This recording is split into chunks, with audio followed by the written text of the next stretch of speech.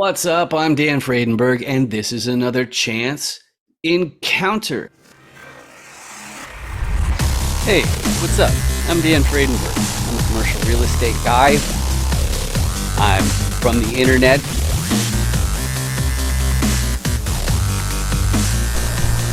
We're seeing more properties like this being built in front of a house that's going to be torn down soon. I understand that there are power lines that are getting kind of close. What's up again? This is Dan Fredenberg, and that there is a commercial real estate building.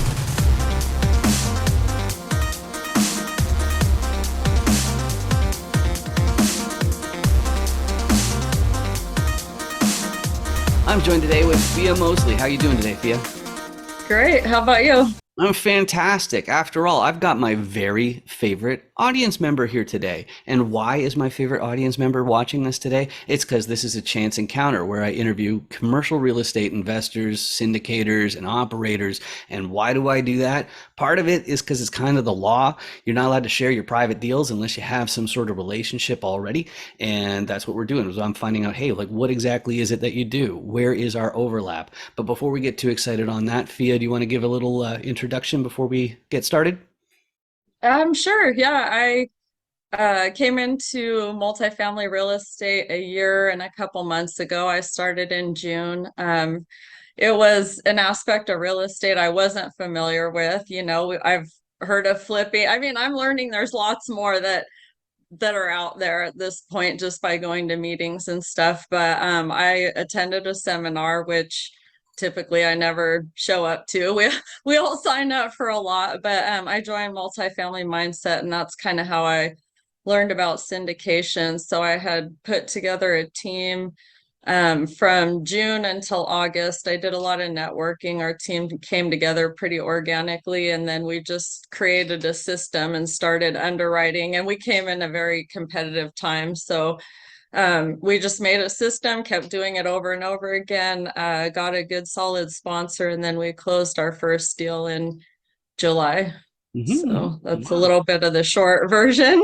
Yeah, that's fantastic. And sometimes we have newbies on the show. And so like I always, start from the beginning with motivation. We'll do that in a sec, but I need to go down here and make this come back. There's that. And then I need that to show. Ta-da. And then if I hit this, and then I hit that, I tell the audience, wait a second, but wait, check your eight, like on a clock on your screen here, it's your five. And that's because under there might be one of those awful red subscribe buttons, and you got to get rid of those. They're terrible. But let's go through the motivations first. Sometimes I have newbies on here and they know why they're getting involved in this, but they don't necessarily know what they're going to be doing. So that's why I like to start with the motivations. The first one being preservation of purchasing power. This is not my main motivation, but here's what it means. If you already have the assets and you rely on the cash flow that comes from those assets to make ends meet, you're going to periodically have to make new acquisitions, and then that way you stave off inflation with that cash flow. But that's not what I'm up to, but that's something that's big for a lot of people. What I'm up to is trading time directly for wealth. I've got a background in technology. I've owned a CRM-based agency, a CRM agency since 2011. And one of the problems of earning in the form of salary or wages is you're taxed more than any other form of income. So it hit me as like, how do I pivot and make it so that I'm getting those equity multipliers, taking care of everything? So this is my main motivation. But a lot of people, they're more interested in just fast tracking the retirement, leaving the door open for retirement, quite frankly. And maybe it just means that they want to just take control of their schedule a little bit more, work fewer months per year, fewer weeks per month, whatever it's going to be. But some people are so ambitious, they're after the generational wealth. They want to buy their entire hometown, and they want to make sure that their great grandchildren never have to hold a day job. So these ambitious people are going to be hustling into their 90s, just like the last group of motivated people, which is they found a sector of society, or maybe it's animals or the environment, or they want to send people to space, whatever it is. But they realize that there's a financial aspect to that that has to be taken care of. And so that's why they're making these commercial acquisitions. So Fiya, of those five different distinct motivations, what sounded more like you? What sounded like something that best describes you, or what combination of those? Um, help people who need it, and freedom is very important to me as well. So I have said before, but not on here, I guess. I'm really passionate about helping younger people, and part of that does go into my freedom reasoning because I did have a pretty rough upbringing, and there was times I literally didn't have freedom, and that really affected me and how I did my young adult years, and just attaching myself onto things because I was a victim as a child. So helping other teenagers and young adults learn how not to do that. There's things I really didn't start healing or working on until my 40s. Hmm. And then, I really desired to have freedom to be creative and to express myself and to teach other people how to do that. So Hmm. commercial real estate is giving me that avenue Hmm. right Hmm. now. That's a fantastic answer. I can really, really relate myself because, like so many people, they just don't even realize how bad things can be. And Yes. so being able to, make sure that your suffering wasn't needless, like that's what bothered me the most whenever I had really, really exceptionally bad times. It's like, well, what's the point Yeah, unless I can help somebody avoid this stuff? But I have one other question exactly. here for you. It has to do with tolerance for risk, and it's kind of half a joke question, but whatever. Fill in this blank, please. There are many popular investment asset classes, but I think blank is too risky. Anything that comes to mind as far as like lots of people invest in it, but it's definitely not for you. What you think? Um, that is such a hard question. I think along with that rough life, for me personally, came high risk tolerance, not being dumb and not looking into something and just putting your money into it. But, a lot of people are even afraid to invest in real estate. So, I don't dismiss anything. It's just a matter of finding out if you care about it. I'm sure there's lots of investments I don't know about. I'm just learning. Like I said, I didn't even know syndication was a thing until Hmm. apartment complexes. I'm sure people syndicate a lot of deals, but um, yeah, I didn't know. So I tend to, I guess, think I can do whatever I learn about and put my mind to with the help of other people. I'm not the underwriting expert or the tax expert. I'm learning, but it's not my passion. So I think along with others, I can do just about anything. Yeah, I'm confident as that as well. So like you're focusing on multifamily rather than say like single family, right? Do you find single family is too risky, for example? Like, are there uh, any areas where you're just like, I just don't see the play, or it's just not for me? Not really. No, not at all, actually. I want to expand more possibly into short-term rentals for the cash flow. And I've done single family, well, it was a duplex, but technically a single family house. I bought it, did just a regular long-term rental for a year and a half, sold it, and made great profit because Boise was just going, straight up at the time. Mhm. So, and right on time because now it's going down. I sold it in January. So Wow, I'll that's try just about fantastic. anything Yeah, with yeah. the right partners, basically, because there's, like I said, things I don't have knowledge on. So as long as I have someone that can work with me, I Mhm. look forward to doing all of it, really.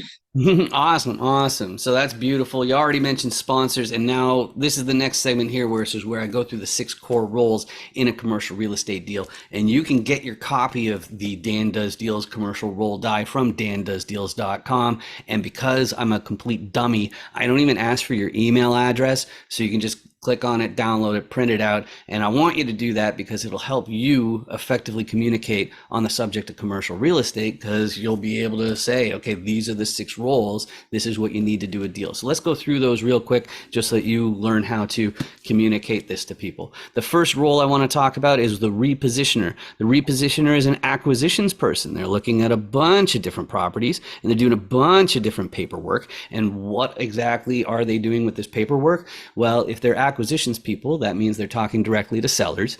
So the first thing they need to do, there's a fancy word for it, they have to underwrite the deal. That means they have to do the math, they have to do the arithmetic. They have to find out, first of all, is this property even making the amount of money that the seller claims it is?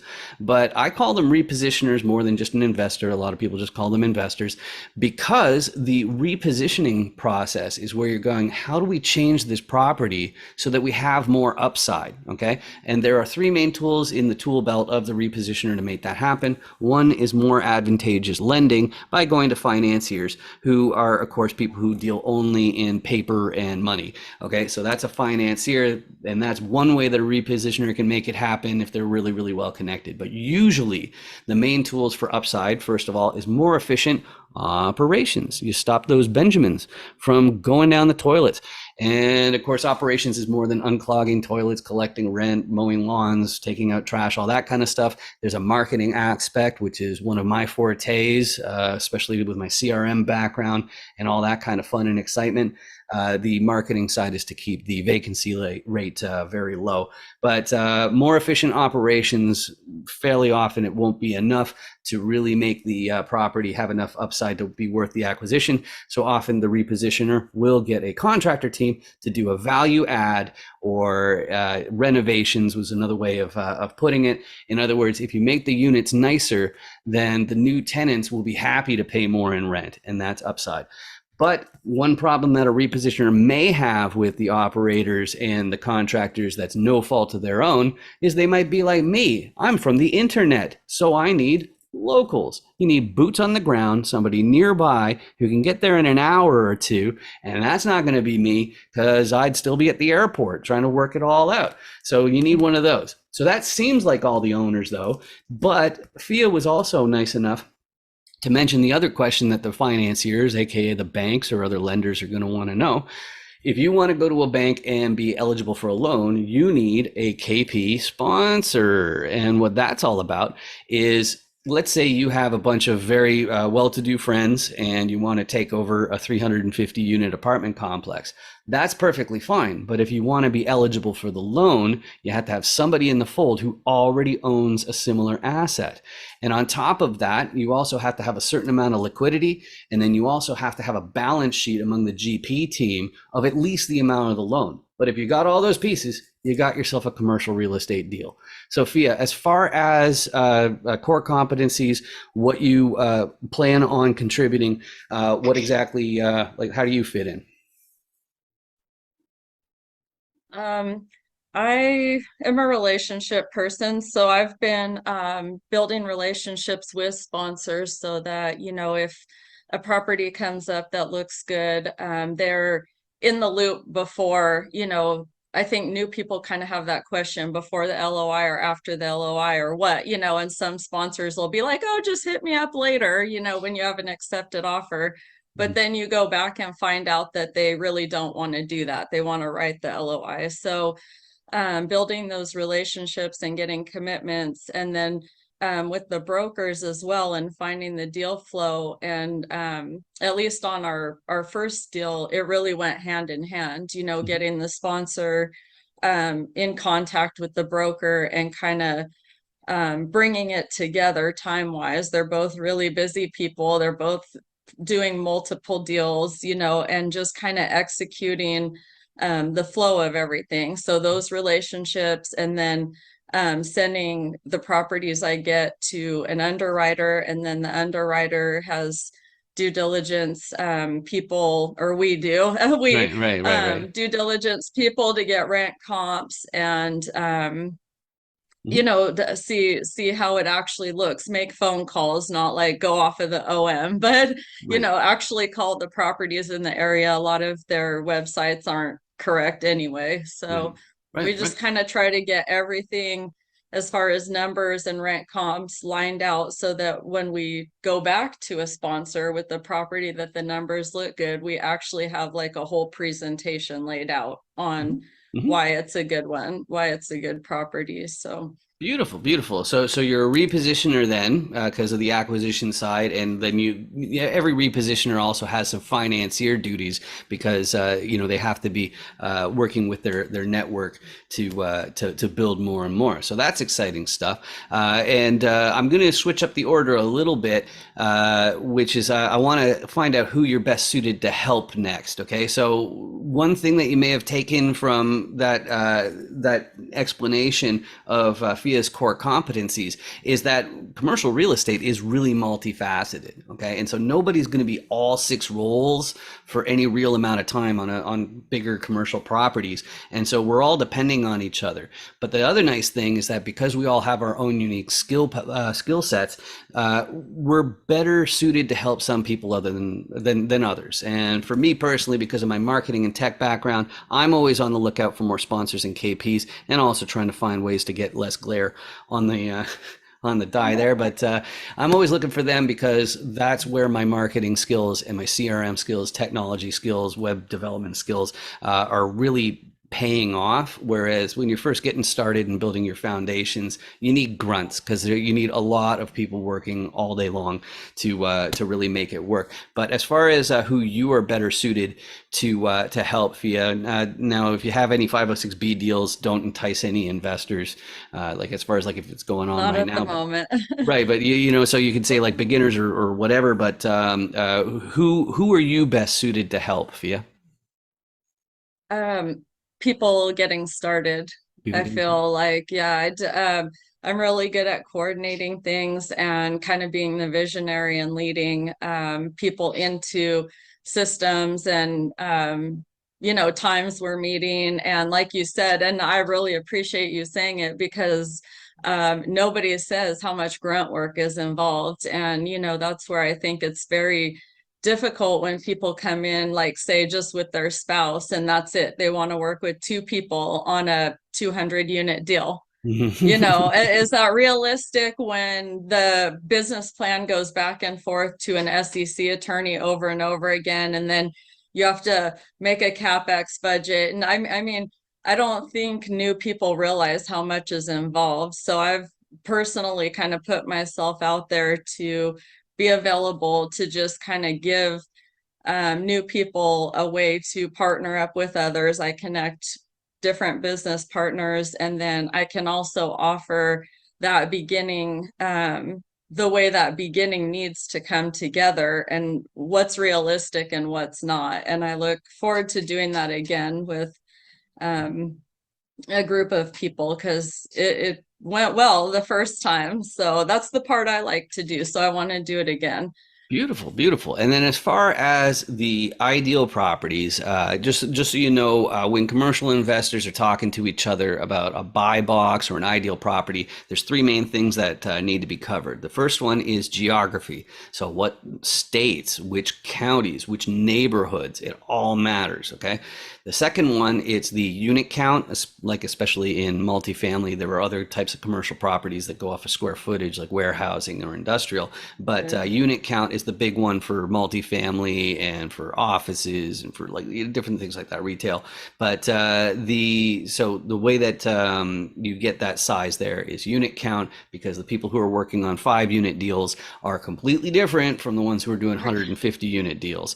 So that's the second thing. The third one is class. And unfortunately, they use the same word for two different things. Let's give you those two different definitions. The first one is about the condition of the building. So that has to do with how old it is, how lavish it is it beat up and old, or is it up to date and not so exciting, or is it completely lavish with all the amenities and whatnot? And so that's one version of class. The other version of class has to do with where the building is located in terms of school districts and crime rates and things like that. And both of them are rated just like in grade school, where it'll be like C minus, B plus, A plus, and so on. So as far as properties where if somebody has that in their hand ready to go, what's easier to say yes to and more difficult to say no to, Fia? So far, I'm a big believer in like niche and really buckling down and not having this super broad view when you're starting something. So I look for 1975 and above, probably 73 at the, I try to avoid the 60s altogether. Definitely we've been looking for C class, which has quite a bit of work to do. Not a complete dump, but there's a lot. Like our deal we purchased in Waco in July, there's a lot of work to be done. Definitely in B plus areas. The first sponsor we worked with, they have had over 3,000 units, and they're a family. It's Greg and Lisa Parrish, and they are so big on the location, like what's within a mile or 2 mile radius. And do you have liquor stores and pawn shops everywhere? Or, do you have a Top Golf and Home Depot and restaurants, and different things of that sort. And as far as states, so far we've been in like the northwest of Texas and Dallas Fort Worth. So Abilene, Lubbock, Waco. I like Killeen, Dallas Fort Worth, just to kind of keep it really um, honed in until we got our first deal. Now we're kind of looking for another good state. And that way, I can build solid relationships, like being in one area, and the brokers out of Dallas, Fort Worth do all those secondary markets. So I can go to one brokerage, two brokerage, and I've been talking to them for a year now. Right. And you know what I mean? So when you're all over in multiple states, I'm not sure how you build that solid of a connection. So I am looking to kind of go out into another state. I've been looking at properties in Oklahoma recently because a lot of the Dallas Fort Worth brokers get those as well. Hmm. And just starting to do some market research there, but definitely open to another state and have sponsors that would work another state for sure. All right, great. And so if they're just getting started there in the audience and they want to reach out, we ended up meeting through some meetups. The best way to reach me generally is through LinkedIn. How about you? Is there a website that's better? Is LinkedIn the best way to reach out, or how should they do that? LinkedIn is something else. I'm, from the 90s, I guess you could say. I really just appreciate like texting and calling people and seeing if it's a fit rather than like going through all these social media facets. I'd say I'm on Facebook the most. I know that's not technically the business one, but that's where I've personally had the most success and connections. I'm getting better at LinkedIn. I don't personally care for it, to be honest with you. Mhm. It's very awkward for me. Mhm. But yeah, I'm always open to people texting, calling, old school, email, anything. I can give my contact info. Okay, so you want them to reach you through Facebook, or do you want to go ahead and say your phone number? I don't actually don't I don't put all the stuff Okay. at the bottom just because if anybody is just trying to spam, I want them to work hard. Right, right. Okay. Yeah, on Facebook it's Fiya Mosley, Fiyamosely. We also have AM Multifamily Investments. That's our Facebook page, which is also, my page. I can get in contact with people through. And then my phone number is 208-869-3931. And my email is Fiya, Fiya at am-multifamily.com. And All right. any of those work for me. I am on LinkedIn and I'm looking at it more. So that's also under Fiya Mosley. So any of Mhm. those are good. Yeah, yeah, and it's great having a unique name that makes it really easy for you to find. That's fantastic. But I only have one more thing to mention, and it's not actually for you, Fia. It's under my QR code here.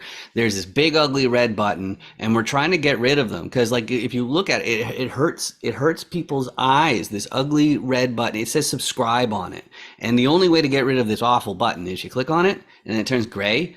And the reason why I'm kind of, biased and I want you to hit it is because YouTube might actually start paying for these videos instead of me. And like, that's awesome, right? So, but jokes aside, what it really means is that my videos might show up on your list of suggestions, but you can go ahead and ignore those because I just appreciate you joining me today. Just like Fia, I appreciate you joining me today. It's been great getting to know you a little bit better. You too. Thank you. Awesome. Make sure you 506B me. Any syndicators, make sure you 506B me. Oh, hey, yeah, here's my code. You got your QR code scanner? Okay, yeah, oh yeah, just hold it right in the square there. Okay, cool. And now you hit open in browser. Okay. Okay, are you already logged into 506BME? Yes. Yeah, okay, cool. Yeah, so there's my video. So now I'm already on your watch list. So when you get back to your hotel, you can find out what my core competencies are and my level of sophistication. Sound good? Yeah. I love your hat. Real estate's a scam. That's really funny. Yeah. Nice meeting you. You too. 506 me, everybody. Make sure you 506 me. Any syndicators, make sure you 506 me. Hi. Oh, hey, yeah, here's my code. You got your QR code scanner? Okay, yeah, oh yeah, just hold it right in the square there. Okay, cool. And now you hit open in browser. Okay. Okay, are you already logged into 506BME? Yes. Yeah, okay, cool. Yeah, so there's my video. So now I'm already on your watch list. So when you get back to your hotel, you can find out what my core competencies are and my level of sophistication. Sound good? Yeah. I love your hat. Real estate's a scam. That's really funny. Yeah. Nice meeting you. You too. 506 me, everybody.